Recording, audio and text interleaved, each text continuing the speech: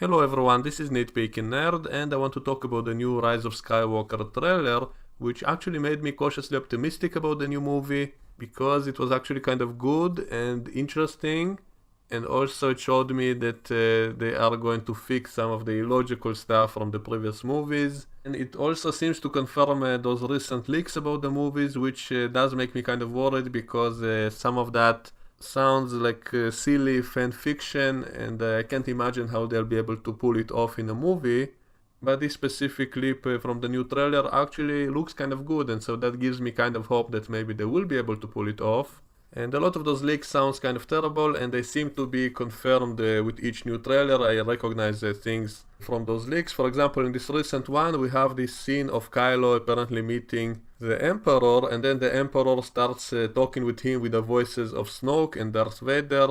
And I actually really like that. First of all, because it explains something illogical from episode 7, when we saw that Kylo was apparently talking with the spirit of Darth Vader, and I always said that makes no sense because Anakin came back to the light side, so if he was talking with him, then he would convince him not to fall to the dark side, and yet the opposite happens. And so I remember I speculated that it was actually Snoke talking with him, pretending to be Darth Vader.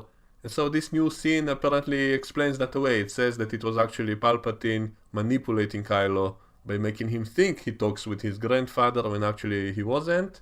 And maybe that pull to the light that was mentioned in that movie, he kept saying how he was seduced by the light side. Maybe that was Anakin's spirit trying to reach him. Because, I complained about it, that it's kind of reversed in these new movies, that the light side seems to be stronger and it's the one most tempting, and the dark side is weaker and less tempting, which is the opposite of how it used to be. But maybe with the Jedi spirits and all of that, we can use that to explain away all those things.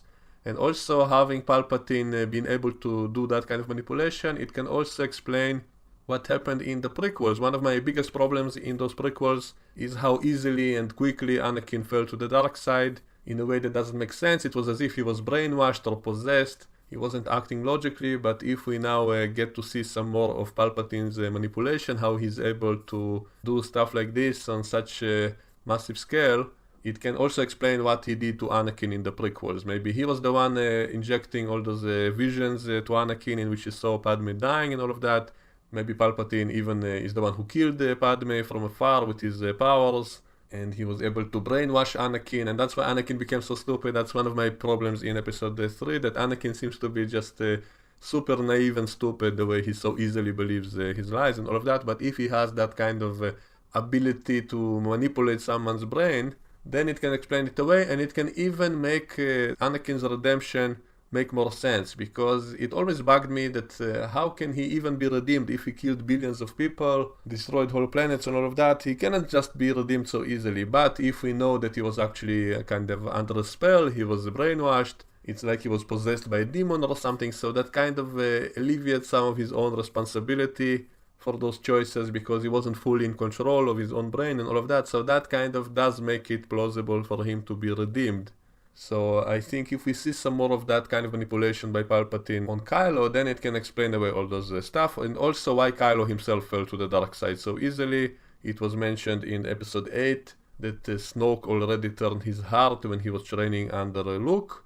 And now it will turn out that also was the Emperor and not Snoke. And so that can also explain why Kylo fell to the dark side in a similar way. And even Luke himself, we can argue, almost fell to the dark side in that moment when he was about to kill Kylo. Him seeing a vision of what Kylo will become. Maybe that was also projected by Palpatine to Luke, and that also caused Kylo to finally turn against him, against Luke. So I think Palpatine being behind it all does kind of work, because it will explain away all those little illogical things in all these recent movies. And that scene of Kylo killing Snoke, if Snoke was just a puppet of Palpatine, then I guess all of that was a test that he actually wanted Kylo to kill Snoke, and then Snoke wasn't as stupid as we all thought. And that's one of the theories that was floating around after the movie, that Snoke kind of tricked him, that he's not really dead, that it was all a test. It was a projection of Snoke, because if it's not, then it makes Snoke seem kind of stupid, that he was so easily defeated. But if it's all part of some kind of test or trick to make Kylo fall even deeper to the dark side, then it does make sense. And also I always said that Snoke is really similar to the Emperor. He's basically the same character, only looks a little bit different, but he talks in a very similar way and all of that. And if now they will reveal it actually is him in some form, maybe a clone or some kind of puppet that is controlled from afar by the real Palpatine, then that would kind of explain that away, that problem of him being too similar to Palpatine. Now it will make sense if he actually is Palpatine. And as for Palpatine himself returning, I talked about the problem with that in a previous video. I'll sum it up briefly. There are two reasons why I actually like him coming back, and that is number one, I simply love that character so much and that actor, and secondly, I always hated how he died too easily in episode 6. It never made sense. If he was so powerful, why couldn't he stop his fall? Why couldn't he save himself somehow? But I guess they will explain it in this movie. Maybe he managed to teleport himself away in the last second, maybe he got injured but saved himself, or transferred his soul to some kind of clone of himself. In the leaks they described that place where Kylo meets him as some kind of a mad scientist super lab or something like that, and that is a cool idea. I want to see that. So hopefully they'll explain it in a way that makes sense. The only problem with Palpatine still being alive is that it makes the sacrifice of Darth Vader totally meaningless, because he didn't really kill the Emperor, and so he wasn't really the chosen one, he didn't really destroy the Sith, he didn't really save the galaxy, so he wasn't the chosen one. So that's a big problem with that, and also Luke never really defeated the Empire. It simply went away into hiding for a while, and Luke himself didn't really end up doing anything amazing. So at least if Luke did something amazing, if he was the hero of these new movies, then I would say, okay, Darth Vader's sacrifice did mean something because he saved Luke, and then Luke went on to save the whole galaxy, then Darth Vader's sacrifice is still meaningful. But Luke didn't end up doing anything important either, and so that does make it all meaningless. And so that's the only problem I have with the Emperor returning, is that it makes the end of episode 6 kind of pointless. So I guess it was all another test by Palpatine, just like with Snoke and Kylo, of him wanting Kylo to kill Snoke. Maybe Palpatine wanted Vader to kill him, or he wanted to see if he will do that, if he will try to save his son or not. So if all of that was another manipulation by Palpatine, that is kind of stupid. It makes the hero stupid in episode 6, so they never really won. It was all a trick. The bad guy went away, and that ruins the victory of episode 6. However, if they will say that he was injured or greatly weakened by that event, that he didn't really expect that, Darth Vader throwing him to that pit, and maybe it almost did kill him, and somehow through the Force he managed to return to a clone body, and that he's much weaker now, and that's why he needs to suck the powers of Rey and Kylo to himself to restore his body, then that sacrifice will still have some meaning, because at least it weakened the Emperor for a while. Then I might be able to accept it. And if his scenes are great in this new movie, then maybe it's all worth it, simply because I love that character, and I want to have a big, really evil and powerful bad guy. That's important in these kinds of movies, and Kylo is not good enough of a villain to be the main villain, and that's one of the problems I mentioned. And them killing off Snoke and not having any other villain was a huge problem in episode 8. But now in the end they will have that huge villain, and so it kind of fixes the problems I was complaining about in the previous movies. And also some of those leaks, I do actually like some points in them, because they seem to be fixing a lot of the problems I had with the previous movies. For example, Rey being a nobody. According to the leaks, it will be revealed that she's actually a Palpatine, and that explains why she's so powerful. So that's a good thing. Also, they will have scenes of Rey training, and that's one of my problems in the previous movies, that she was all-powerful right away without ever training, without being taught by anyone. And apparently they will have scenes of Leia training Rey, which seemed kind of ridiculous at first, but they will also have a flashback scene showing that Luke actually taught Leia the ways of the Jedi and using a lightsaber and all of that, and then that explains how Leia is able to train Rey, even though in the beginning of episode 7 it was all about finding the last Jedi, Luke Skywalker.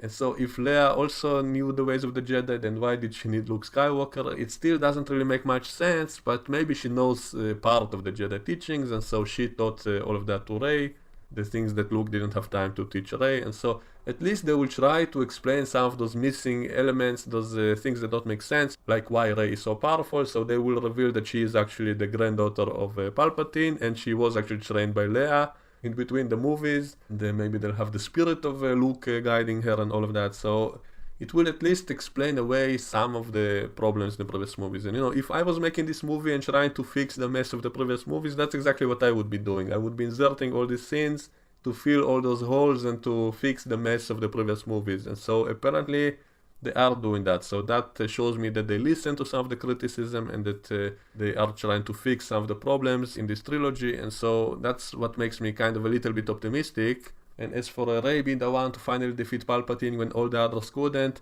I said before, the only way I will accept it is if they somehow show that the Jedi spirits, the Jedi ghosts are helping her out in some way. Then I might be able to accept it. It can even retroactively justify why all those other characters had to die. Like Obi-Wan, Yoda didn't really do that much in the original trilogy, and Luke in this one didn't really do that much, and they all became spirits. But if they finally do something as spirits to help out the heroes, then maybe it's a good thing they died and became spirits. And so if they do something with that, then I'll be able to like it and accept it. If it's just Rey on her own, it's just so awesome that she's stronger than all other Jedi before, then it would be ridiculous. So it all depends on how they'll do it. So if they do it in a way that makes sense, that is not pushing me out of the movie mentally, and if I enjoy the special effects and the music and the editing and the acting, if it's all done well, I might end up liking the movie, and I hope I do. I hope the movie is great. By the way, I already have my tickets ready. I will go for the first screening in my country, and then I will do a spoiler-free review to give my overall opinion on the movie, and later I will do spoiler reviews and analysis and all of that. So I'm clearing my schedule for next week. I'm trying to finish all my other videos about Star Trek and all of that before the movie comes out, because after the movie I'm sure I will have a lot of stuff to say about it and analyze it. So I think I spent more time in this video talking about the leaks than the actual trailer, but it's kind of linked together because the scene we saw kind of confirms those recent leaks. Especially there was a part very similar to what we saw in this new trailer when we see Kylo hearing the voice of Palpatine. Suddenly he says that he's been talking with him through his mind as other voices, and then we hear the voice of Snoke and the voice of Darth Vader, which explains that scene of him talking with Darth Vader in episode 7, and it might explain Snoke if Snoke was just a puppet of Palpatine, and apparently the body of Palpatine is some kind of corpse attached to some kind of device, and he's talking more with his spirit than actual body. So the body is apparently dead, or maybe it's kind of a defective clone or something like that, and maybe the spirit of the Emperor kind of survived Darth Vader's assassination. Maybe his body did die in that event, but his spirit lived on, and maybe it moved into this lab that he prepared in advance with clones of himself, but all the clones are defective or something. And maybe that's why he needs Kylo and Rey's life force to rejuvenate himself, to make himself fully alive again. And I'm guessing Snoke was another kind of experiment or clone. Maybe he tried to upgrade himself to a new, better body. That's why he was so big and tall, but also disfigured, maybe because the clones age too quickly, or they cannot maintain all the force energy or something, because the body doesn't have enough midichlorians or whatever. So if they explain it, I'll be happy. If they at least hint at some kind of a logical explanation to all of this, I hope they don't leave it too ambiguous. But I'd rather have an ambiguous non-explanation than a stupid explanation. So at least if it's ambiguous, we'll be able to come up with our own theories to explain all of that. If they try to explain it in a stupid way, that will annoy me probably. And about the origins of Rey, I will love it if they actually explain it properly as well. If they'll say that maybe she was some kind of a genetic experiment to make the perfect Force user, that would also explain away why she's so powerful. So I hope they do explain it in a clever way, or leave it ambiguous enough and with enough wiggle room for us to invent a proper explanation that will make sense. So that's pretty much all I have to say about it. So I actually am cautiously optimistic because the footage I saw kind of looks good visually.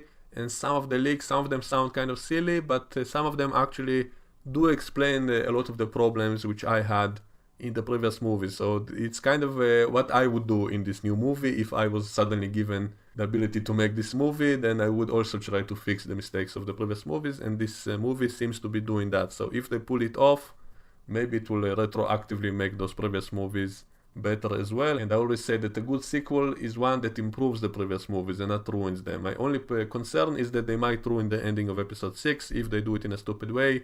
If it was all planned by Palpatine, it was all a trick by him, he wanted Darth Vader to kill him, or something like that would ruin the ending of episode 6. But if it actually did sabotage his plans, if it actually delayed his plans, if it made him weaker, then the sacrifice of Darth Vader will still have meaning, and then that's okay by me.